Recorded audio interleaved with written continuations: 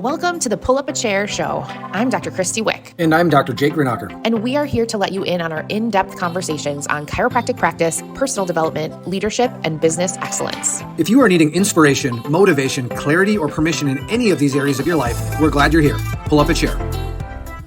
Hey everybody, Dr. Christy Wick and Dr. Jake Grenacher back here with you for Pull Up a Chair. And today we want to talk a little bit if you have been feeling like some of the fulfillment, passion, purpose is maybe off a little bit. You're just feeling kind of blah, either yourself, your team as a whole.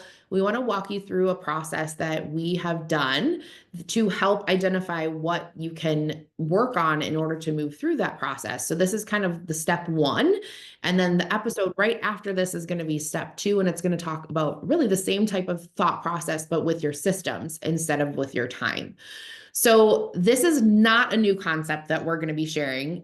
I couldn't even tell you. I mean, I've definitely read about this from lots of different self-development people. You know, they'll have you kind of basically audit your time, what you're spending your time on every single day for a couple weeks, and then start categorizing where those tasks live when it comes to like, this is something I love doing and I'm really great at. This is something that I dread and I'm also not great at, right? Like there's quadrants, there's all kinds of things out there that you guys could look at as far as how to identify them. But when I am feeling a little bit lost or I'm not entirely sure what the right next step is in order to move towards goals personally, I do love to just look at what am I spending my time on day to day? So, using the Notes app on your phone or using your planner to just, this doesn't have to be precise. It doesn't have to be down to the minute, but just averaging out, I spent an hour today working on shooting marketing content, and I spent 5 hours adjusting patients, and I spent an hour in a team meeting. So just, giving those generalizations so that you at least have 2 weeks of data to see where your time is going. And then that can lead you to figuring out how to make your time more efficient and things that maybe you can delegate and get off your plate in order to move forward. So you have to start with you. What does your time look like? And then you also can do this exact same process for your team. So if you're feeling like your team they're doing well, but they're not super engaged in the process of what they're doing day to day, oftentimes that's really just a recipe for needing to change things up of who's doing what and giving them new projects or things they can sink their teeth into. And so oftentimes you also need to understand where they are spending their time, because it's very common when you are removed from a lot of the day-to-day operations of your practice that you don't actually even know how long certain things take. Like this happens to me all the time where I'm not aware of time sucks that are happening in the practice with the team. And so every so often, just asking them to track their hours, similar to what we just talked about that you can do for yourself, can give you really great insight to getting them to efficiency. Yeah. The only thing I would add there too, for yourself especially, and empowering your team, is total honest and transparency through this. So like as you're going through it, like to yourself, if you spend an hour doom scrolling or binge watching, write it down. Like that's okay. That may be very valuable for you. You need that downtime. But it's really important to be honest, because when you look at that 2 weeks, you have to have a really good look at like, what am I doing? Right? Because a lot of times, and I've been there, you may spend an hour staring at the wall realizing, what do I need to do right now? And that's important to know that, right? It's also important as your team is going through this to know that it's not to fire them, right? This is not to be like, we're going to have a meeting and you're not using your time well. It's truly just an exercise to figure out what are you doing that's pulling you from your purpose. That's all this kind of stuff that we can fulfill you back up. So you're doing more of what you love, less of what you hate. We just have to get a really clear, clean picture of what that looks like. So Jake is really the master of simplifying and boiling things down to make it easy to move forward. And so that is really the end result goal that you need to keep in mind. Oftentimes, and we'll talk about this a lot in the next episode as well, we just overcomplicate everything. And that's just our nature as human beings.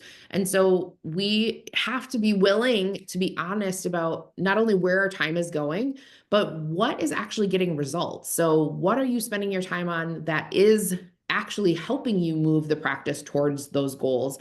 And same thing for your team. Sometimes they are doing things that they think are important towards the goals because they just don't have the same perspective that you do. But you can easily see with the data that you're getting back from them that you can remove chunks of time and things that maybe are just really monotonous, or you can streamline them, automate it, and change it in order to not make them feel like they are doing all these tedious things, but really get them reconnected to these are the key pieces that need to happen in order to actually see growth in the practice. Because the right team members are always really passionate about your mission. They want to see the practice grow. They want to help more people. They want to have that higher level of connection with the families inside your four walls. And so making sure that they don't have all these bogged down, checklists and things, because that is really removing their power in being able to bring the best pieces of themselves to help actually move what is important forward. And a lot of times, if you're seeing this with your staff that they're resistant to change, or when you try to add something or make something exciting, you kind of get that ugh feeling. It's probably because they're too bogged down, right? So if you go through this exercise with them, you're telling them, hey, my goal is not to do this to add more to your plate. It's to peel stuff off that's not moving our office in the direction we want to go, that's not moving your fulfillment in the direction we want to go. It's actually trying to peel things back so we can layer in more things that are making a bigger difference, for the practice, for our self-worth, for what's making you excited about the job. So it's really important to look at this as hey, let's get them re-excited about the job, which she said so well right away, like, hey, this is like, we're auditing this to bring some more fulfillment, but then it's also, let's look at it to make sure that, hey, if we're going to start changing directions, or if you're going to start adding something to your practice, or if you're going to start, a marketing strategy, or if you're going to really, you're excited to get this growth back in, you need the bandwidth on yourself, which is important why you do this first, yourself, and two, with your team, so they're not resistant to it because they're already bogged down with so many things that maybe aren't moving the needle, that if you can peel that back first and then add it on, you'll have much better buy-in from your team. I can promise you that.